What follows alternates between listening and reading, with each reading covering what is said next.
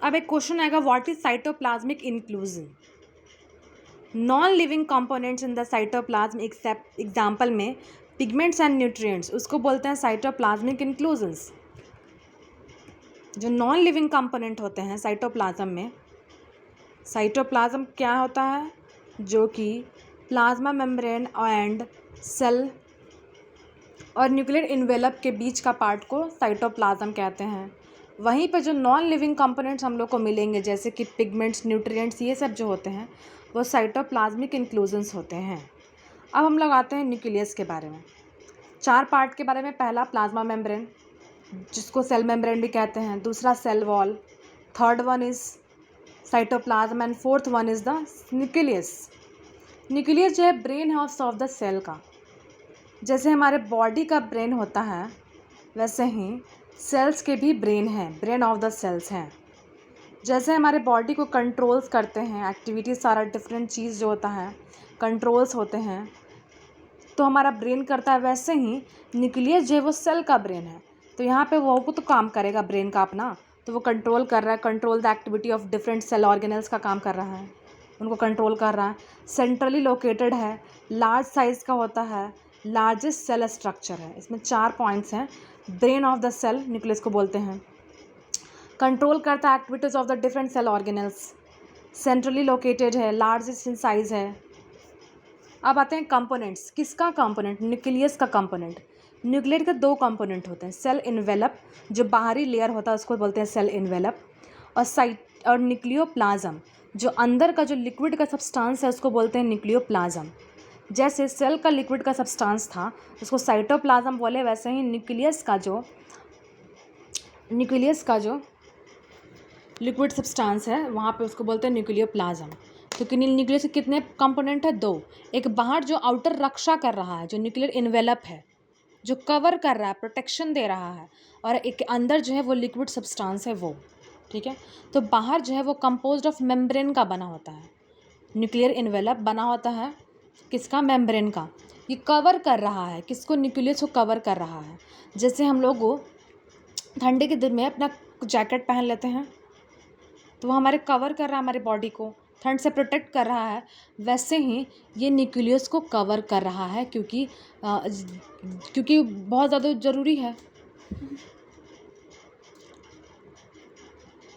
Composed of membrane का बना हुआ है और ये सेपरेट कर रहा है किस चीज़ को? न्यूक्लियस को साइटोप्लाज्म से, कि साइटोप्लाज्म बाहरी पार्ट है, ठीक है। इसके बाद न्यूक्लियोप्लाज्म जो है वो liquid ground substance of the nuclear envelope है। साइटोप्लाज्म क्या था? एक्वस ग्राउंड सब्सटेंस था, और ये जो है वो लिक्विड ग्राउंड सब्सटेंस है। इसके 2 टाइप होते हैं। पहला न्यूक्लियस, जाने हम लोग न्यूक्लियस क्या है? ब्रेन ऑफ द सेल है, सेंट्रली लोकेटेड है, कंट्रोल कर रहा है एक्टिविटीज़ को। उसमें 2 कंपोनेंट हम लोगों ने जाना, उसके आउटर कवरिंग को और उसके प्लाज्मा को। तो प्लाज्मा में 2 टाइप होते हैं, एक होते हैं न्यूक्लियोलस और एक होता है क्रोमेटिन मटेरियल। न्यूक्लियोलस क्या होता है? अब न्यूक्लियस जो है वो एक और एक से ज़्यादा प्रेजेंट है, जो कि राइबोसोम्स को बना रहा है, to make the ribosomes and assemble them. Ribosomes को बना रहा है। राइबोसोम्स को क्यों बना रहा है? क्योंकि बाद में हम लोग देखेंगे कि राइबोसोम से प्रोटीन बनाता है। तो राइबोसोम्स को कौन बनाता है? न्यूक्लियोलस, ठीक है। उनको असेंबल्स करता है, कहाँ पे क्या काम है, क्या करना है, उनको असेंबल्स कर रहा है, ठीक है। क्रोमेटिन मटेरियल होता है। क्रोमेटिन मटेरियल क्या होता है? इंटैंगल्ड मास और ऑफ थ्रेड लाइक स्ट्रक्चर, ठीक है।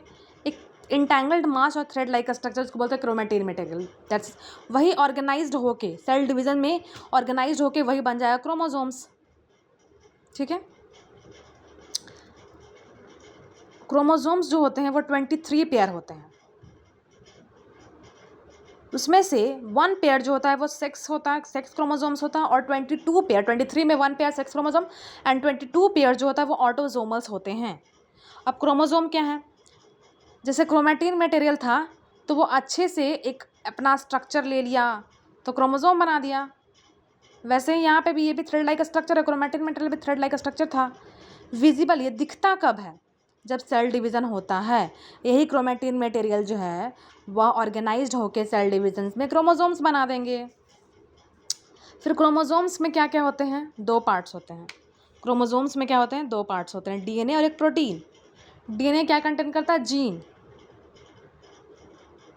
ठीक है, डीएनए कंटेन करता है gene, genetic informations control contain करता है, जो कि एक जनरेशन से दूसरी जनरेशन में ट्रांसफ़र होगा। जीन जीन तो ट्रांसफ़र होते हैं। ठीक है, प्रोटीन, प्रोटीन यहाँ पे हिस्टोन, एक प्रोटीन नाम होता है जिसको हिस्टोन प्रोटीन के नाम से जानते हैं, दैट्स इट। सेल्स के पार्ट्स हो गए। अब सेल्स ऑर्गेनल्स। अब सेल्स ऑर्गेनल्स कहाँ रहते हैं प्रेजेंट? सेल्स के पार्ट्स में। किस पार्ट्स में? साइटोप्लाज्म में। ठीक है, इसमें कितने होते हैं? एक होता है एंडोप्लाज्मिक रेटिकुलम, दूसरा होता है गोल्गी बॉडीज़, तीसरा होता है माइटोकॉन्ड्रिया, चौथा आता है लाइजोसोम्स, और कुछ एक्स्ट्राज हैं जिनको हम लोग भी देख लेंगे।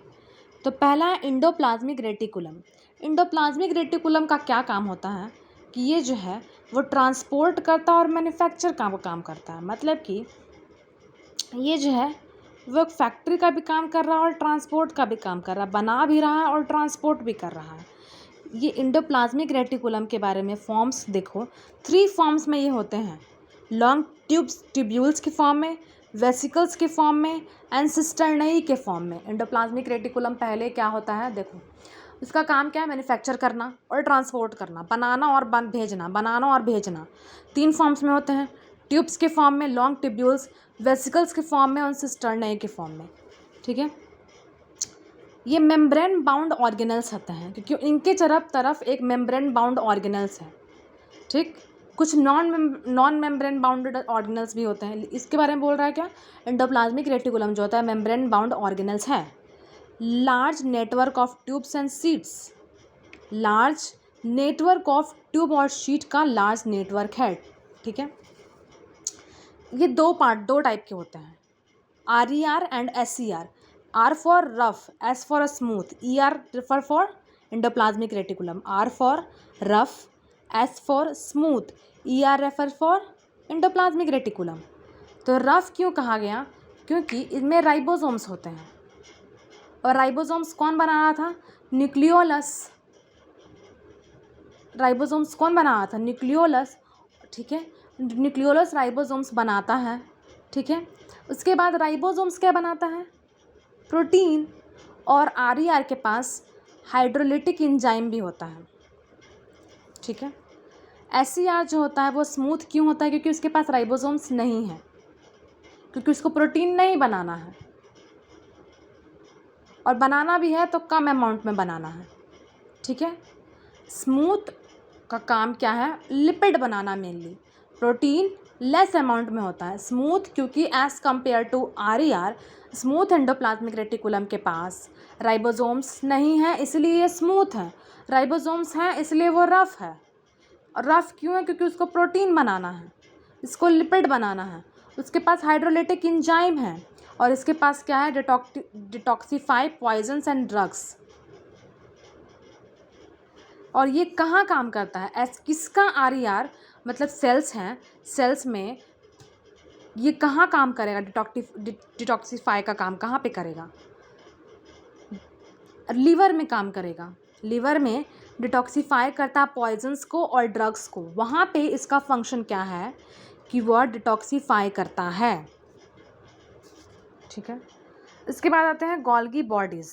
गोल्गी बॉडीज़ जो होते हैं इसको पोस्ट ऑफिस भी कहा जाता है, पोस्ट ऑफिस के भी नाम से ये जाना जाता है। ठीक, क्योंकि जैसे हम लोग कुछ बनाएंगे और उसको ट्रांसपोर्ट करेंगे, कहीं हम लोग को भेजना होगा, तो हम लोग तो उसको पहले पैकेज करेंगे, अच्छे से उसको मॉडिफाई करेंगे, उसको अच्छे से उसको एड्रेस देंगे कि तुम्हें यहाँ पे जाना है। तो ये काम किसका होता है? पोस्ट ऑफिस का काम होता है, इसलिए इसको पोस्ट ऑफिस भी कहा जाता है। ये कंसिस्ट ऑफ वेसिकल्स एंड सिस्टर्नई, और वो क्या था? Long tubules. इसमें दो फॉर्म में है। किस फॉर्म में? वेसिकल्स एंड सिस्टर्नई के फॉर्म में। इसके 2 फेस होते हैं। ठीक है, cis face and trans face.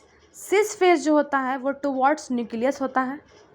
ठीक है, एंड ट्रांस फेस जो होता है टुवर्ड्स प्लाज्मा मेम्ब्रेन। पहले न्यूक्लियस आया, न्यूक्लियस से सटा हुआ क्या है? Endoplasmic reticulum. जो कि बना रहा है और ट्रांसपोर्ट कर रहा है, फिर भेज रहा है इसके पास। इसके पास जब आएगा तो किस फेज़ के पास आएगा? सिस फेज़ के पास। और सिस फेज़ को हम लोग जो है वो फॉर्मिंग फेज़ भी कहते हैं। तो किस तरफ रहेगा? न्यूक्लियस की तरफ रहेगा इसका फेस। और ट्रांस फेज़ जो होता है वो टुवर्ड्स प्लाज्मा मेम्ब्रेन, क्योंकि इसका काम है निकाल देना, वहाँ से निकाल देना। तो इसको बोलते हैं मैच्योरिंग फेज़, उसको बोलते हैं फॉर्मिंग फेज़। बना के वहाँ से लाया तो इसको फॉर्मिंग फेज़ बोल दिए, इसको बोलते हैं मैच्योरिंग फेज़। शेप कैसा है? कॉन्वेक्स सिस फेज़ का, और इसका कॉनकेव। इसका काम क्या है? स्टोर करना, जितना ज़रूरत है उतना भेजेंगे, नहीं ज़रूरत है नहीं भेजेंगे। मॉडिफाई करना, उसको अच्छे से मॉडिफिकेशन देना, पैकेज करना, फिर डिस्पैचिंग करना। ये लाइजोसोम्स बनाता है। ये क्या बनाता है? लाइजोसोम्स, जो कि एक सेल ऑर्गेनल्स का पार्ट, सेल ऑर्गेनल्स है। उसको कौन बना रहा है? Golgi bodies. अब आए लाइजोसोम्स। लाइजोसोम्स कहाँ बनते हैं? गोल्गी बॉडीज़ में। गोल्गी बॉडीज़, गोल्गी एपरेटस, इसको क्या बोलते हैं? इसका क्या काम है? पैकिंग करना, मॉडिफाई करना, डिस्पैचिंग करना, स्टोर करना। लाइजोसोम्स कहाँ बन रहा है? गोल्गी बॉडीज़ में। अब लाइजोसोम्स के बारे में जानते हैं। Suicidal bag of the cell, यहाँ पे लोग आते हैं सुसाइड करने। ये वो जगह है जहाँ पे लोग आते हैं सुसाइड करने। Suicidal bag of the cell, waste disposal of the cell. कूड़ा कचरा अपना जो भी गंदगी होती है सब अपना वेस्ट डिस्पोजल करने आते हैं। ठीक है, सेल का वेस्ट डिस्पोजल होता है। ये बनता कहाँ है? देखो, synthesised by the Golgi apparatus, filled with digestive enzyme, hydrolytic enzyme. ये भरा किस चीज़ से होता है? डाइजेस्टिव एंजाइम और हाइड्रो, ताकि वो डाइजेस्ट कर सके सेल को। यहाँ पे बोला सुसाइडल, ताकि वो जो ख़राब सेल्स है, जो जिनका काम ये नहीं है, यूज़ नहीं है, जो मर चुके हैं, उनको तो मरना होगा ना, कहीं पे लाना होगा ना, कहीं पे तो वो अपना डिस्पोजल करेगा ना। तो ये सब एंजाइम्स यहाँ प्रेजेंट होते हैं उनको डिस्पोज करने के लिए, उनको डाइजेस्ट करने के लिए। अब आते हैं माइटोकॉन्ड्रिया। माइटोकॉन्ड्रिया जो होता है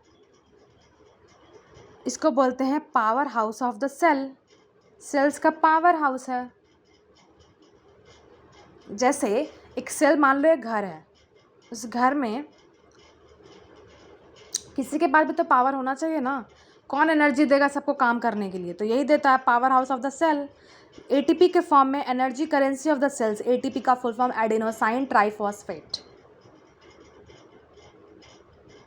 ठीक है, इसका साइज़ क्या होता है? 1 to 2 माइक्रोमीटर।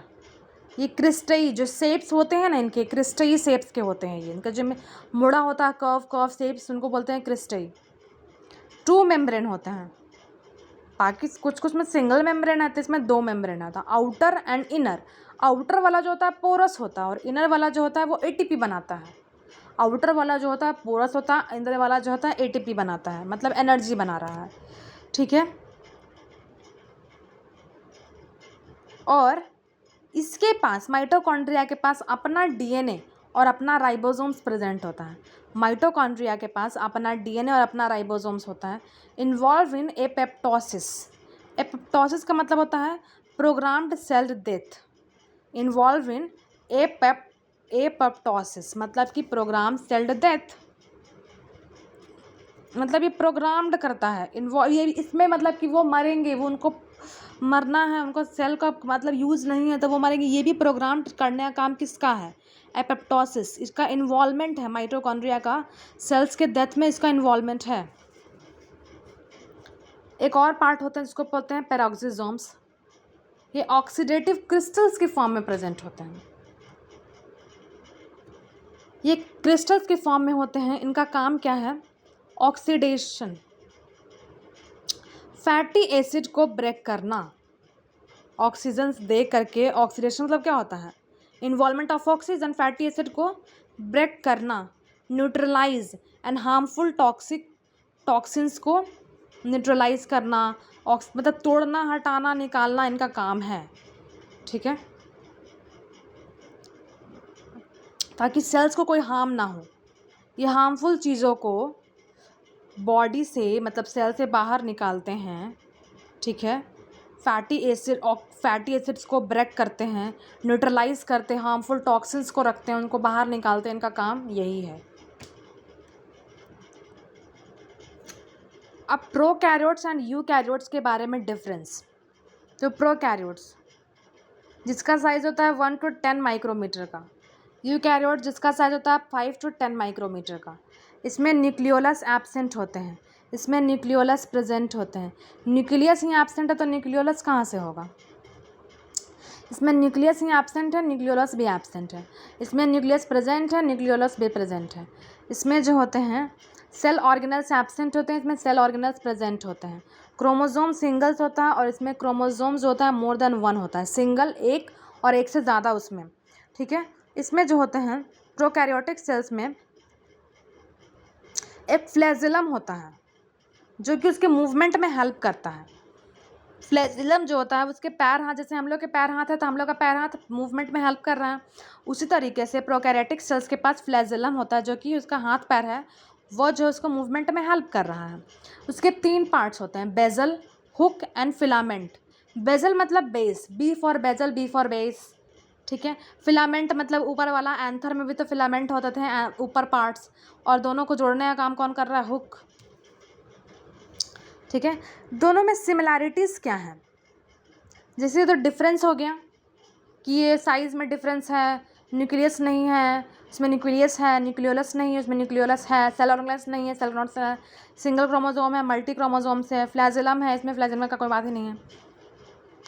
सिमिलैरिटी क्या होते हैं? प्लाज्मा मेम्ब्रेन दोनों में है, डीएनए दोनों में है, साइटोप्लाज्म दोनों में है, राइबोसोम्स दोनों में है। 4 पॉइंट जो है सिमिलैरिटीज़ हैं, प्लाज्मा मेम्ब्रेन, डीएनए, राइबोसोम्स, ठीक है, और साइटोप्लाज्म दोनों में है। अगर इसमें न्यूक्लियस नहीं है तो इसमें क्या है? ये अनडिफाइंड न्यूक्लियर रीजन है जिसके पास कवरिंग नहीं है, जिसको बोलते हैं न्यूक्लियोइड। किसमें? प्रोकैरियोटिक सेल में न्यूक्लियोलस नहीं है, इसके पास न्यूक्लियोइड है जिसको बोलते हैं अनडिफाइंड न्यूक्लियर रीजन,